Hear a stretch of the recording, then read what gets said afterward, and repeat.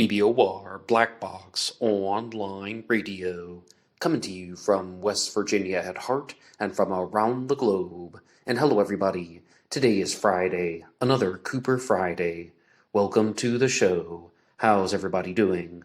On Fridays this year, I've been talking to you guys about D.B. Cooper, the man responsible for the only unsolved skyjacking in U.S. aviation history. And in this episode, I'm going to be doing something that I should have done a very long time ago, and that is discussing the film The Pursuit of D.B. Cooper from 1981.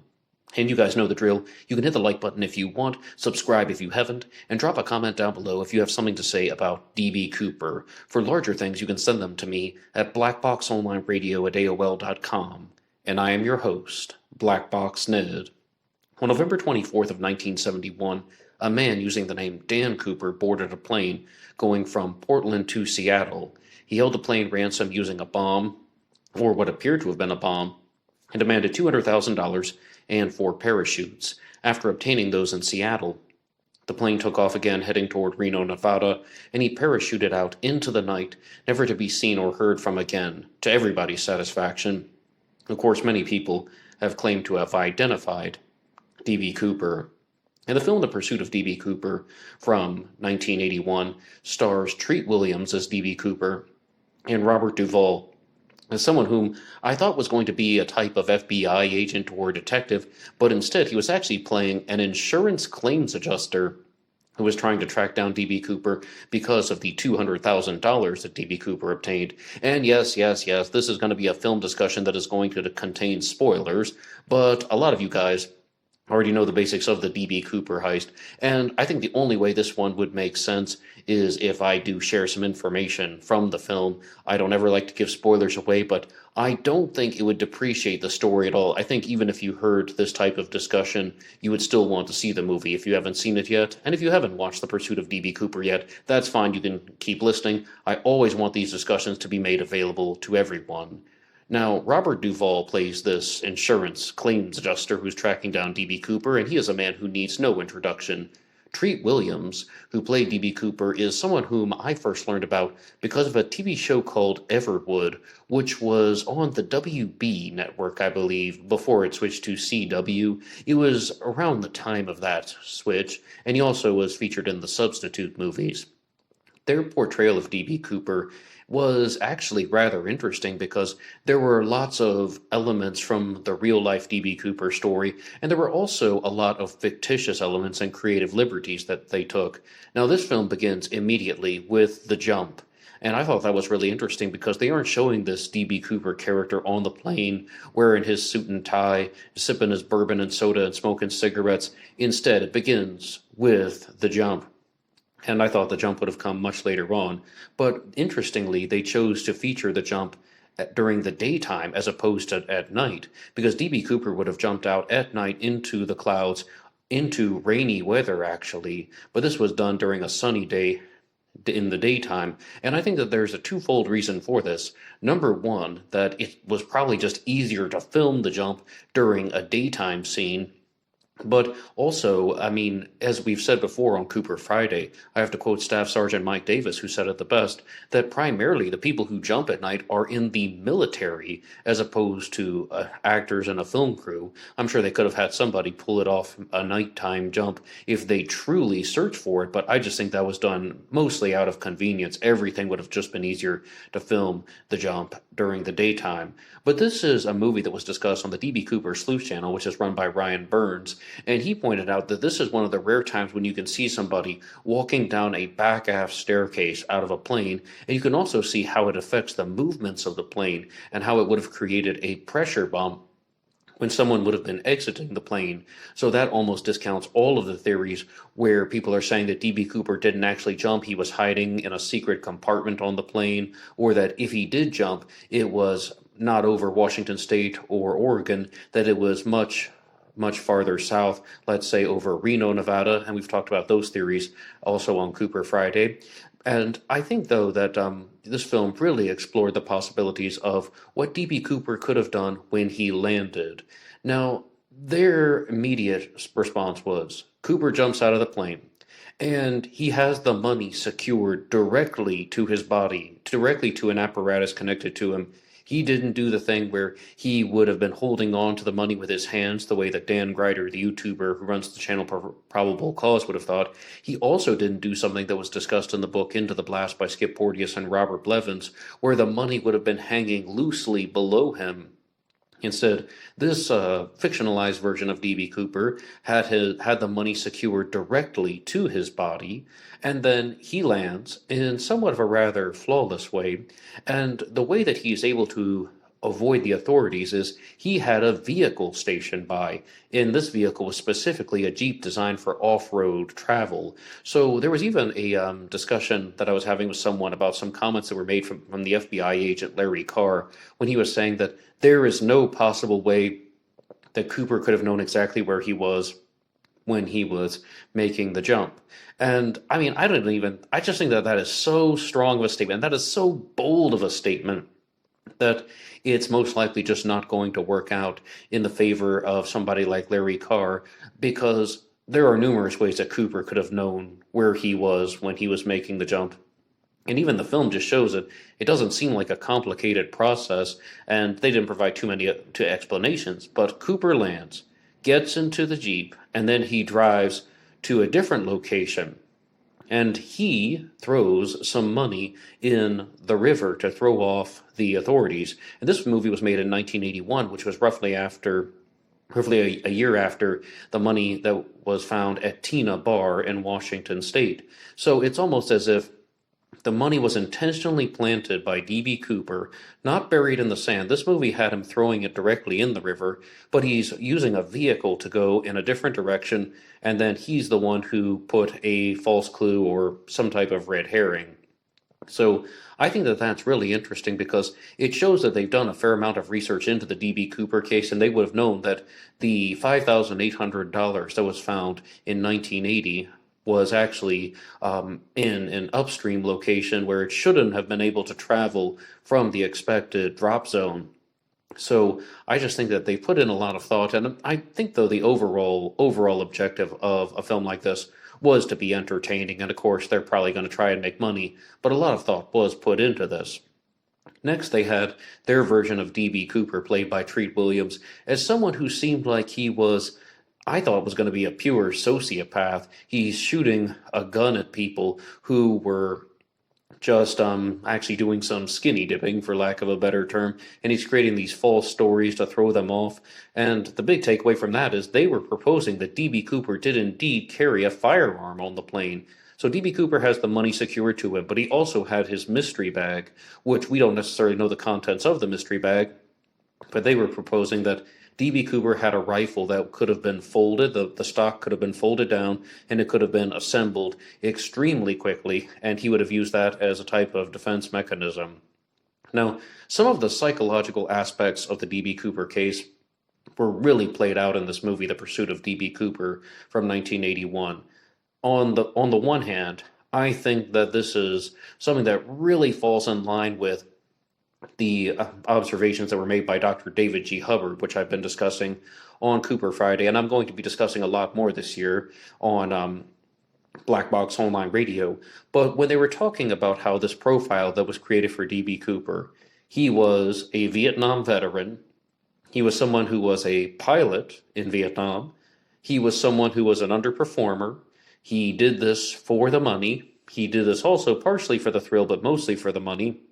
So you have this decorated military individual who is not able to acquire an enormous amount of funds through legal methods, so he resorts to committing the D.B. Cooper skyjacking.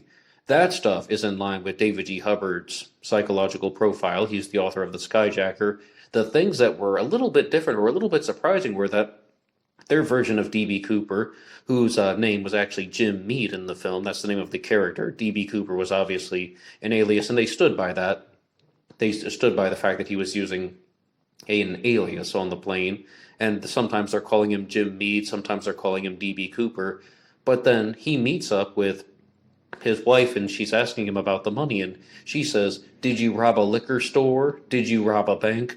So I think those types of elements are really not blending in too well with the psychological profile of Cooper, because he could have done those things, but a big difference between my personalized conception of D.B. Cooper and this film, The Pursuit of D.B. Cooper, is that they completely cut off the businessman angle or the older gentleman style angle. This was somebody who was wearing a jean jacket and a pair of ripped pants, who was robbing liquor stores and banks, and then he goes on to become a skyjacker, and the whole businessman persona, the whole suit and tie persona was all a facade.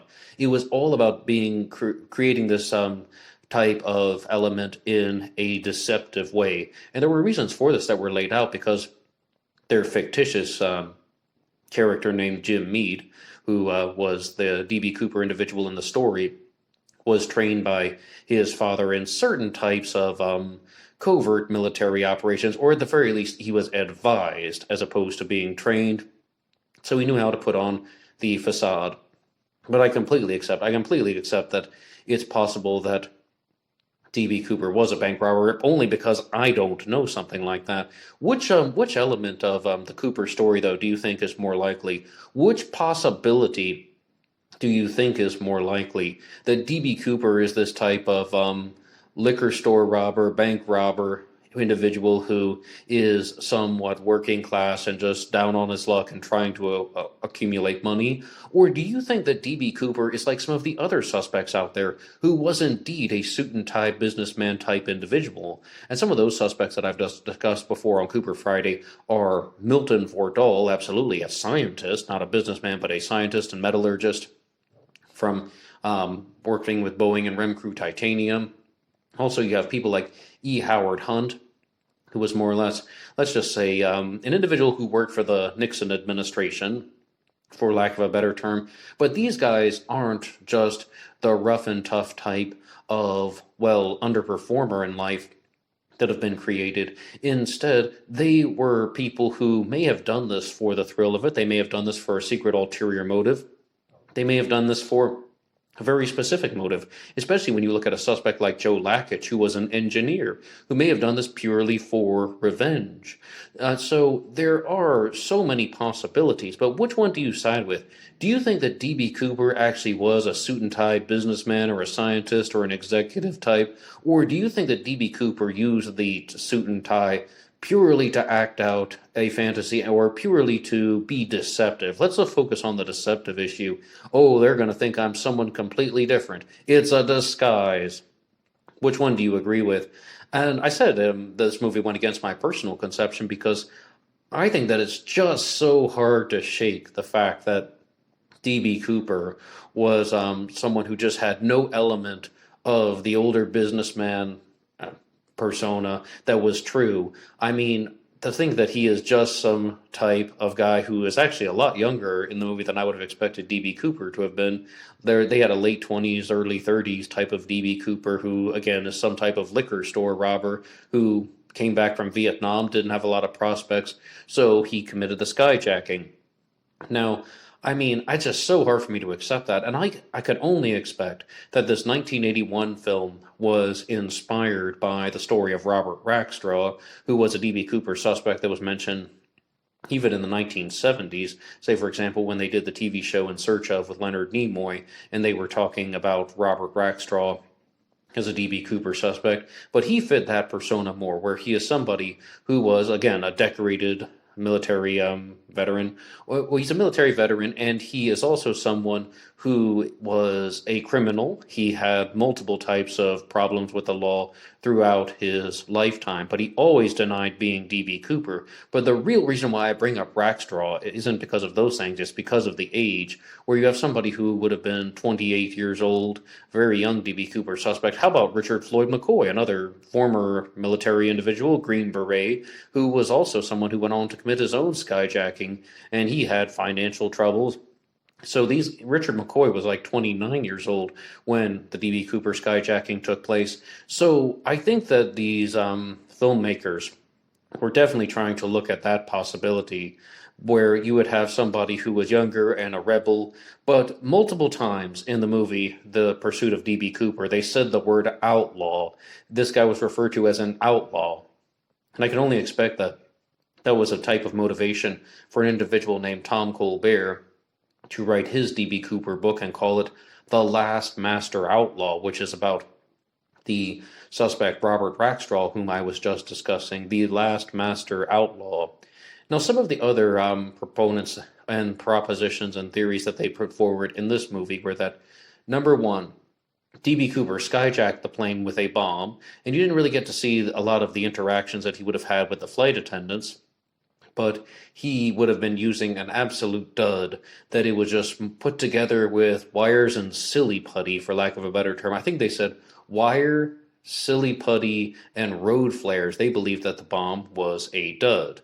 Then they were also proposing that D.B. Cooper was somebody who would have had an enormous amount of skydiving and paratrooping experience, because, again, I know I'm giving away some spoilers, as we went through the movie, there was a conversation that was had between Robert Duvall and Treat Williams when he said, "How did you know it was me? How did you know that I was D.B. Cooper?"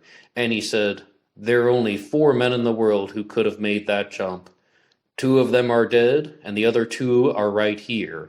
But this is something where I think it's just not only it's what I think, it's just not true that that is some type of extremely difficult jump, especially for the fact that it was during the daytime and in sunny conditions. I mean, the YouTuber Dan Greider recreated the jump on his own YouTube channel. Earl Cossey also recreated the jump in that In Search of episode that I was just discussing. So this is really not a complicated jump. And as Ryan Burns of the D.B. Cooper Sleuth channel likes to bring up all the time, the terrain where D.B. Cooper should have been landing was not extremely rough and wooded and forested. Instead, it was actually much flatter, and it was maybe a little bit hilly and not purely even ground, but it definitely would have been something where a person could have survived. So these types of presentations, I think, were meant to make D.B. Cooper look like some larger-than-life character, larger-than-life individual, and let alone the fact, and ignoring the fact that there were other skyjackers out there. There were other people who were not only copycats, but there were also people who tried to commit skyjackings in different ways. And as I said, David G. Hubbard wrote his book for a reason, because he wanted to look at the epidemic of skyjackings that was going on in the United States of America. So lots of people would have had this type of ability to make that jump. But one interesting thing about the psychological presentations is that I think that this movie portrayed D.B. Cooper as what some people would call a sigma male, where he is not an alpha or a beta. And I know these things aren't set in stone. This is, what is it called? The sociosexual hierarchy. Alpha, sigma, beta, delta, gamma, omega. And D.B. Cooper, in the movie, the fictionalized version, is someone who is a naturally born charismatic individual who is a risk taker, but the difference between a sigma male and an alpha male is that the alpha is a leader, and this version of D.B. Cooper really was not portrayed as leading anyone. Another aspect of both the alpha and the sigma is that they are able to attract their partners with excitement. And one big point that is stressed in the movie is that D.B. Cooper was already married, and that his wife was not with him because he had the ability to obtain money. It was almost as if there was a girl who was chasing after a bad boy, and they just ended up together. He did a lot of problematic things, and he was also doing them, again, on his own. He's even disappearing for large portions of time, but they didn't portray him as leading a pack of other men. Instead, he was more like a lone wolf who was doing things on his own accord and following his own rules. And they really, really did emphasize that, because she made multiple statements about how she was with him before all of these incidents, and she stood by him through all of these incidents. And they're even featuring a lot of, well, very risque activities that are going on between D.B. Cooper and his wife in this movie. So that's just something interesting that I thought was included. I have no idea about the real D.B. Cooper. Some people don't even think that D.B. Cooper was married at all. Some people don't think that D.B. Cooper had a wife or kids or anything like that. Instead, they think that D.B. Cooper was a social recluse. And that could be another challenge question that we're going to throw into this episode of Cooper Friday. Do you think that D.B. Cooper was somebody who was married, or do you think he was single? Do you think he was a family man, or do you think he had no kids? And you can put your ideas in the comment section down below. And one more time, the movie that I've been discussing is The Pursuit of D.B. Cooper, which came out in 1981 featuring Treat Williams and Robert Duvall, and I watched it on the YouTube Movies and TV channel, which I think is an absolutely excellent and amazing place to get entertainment.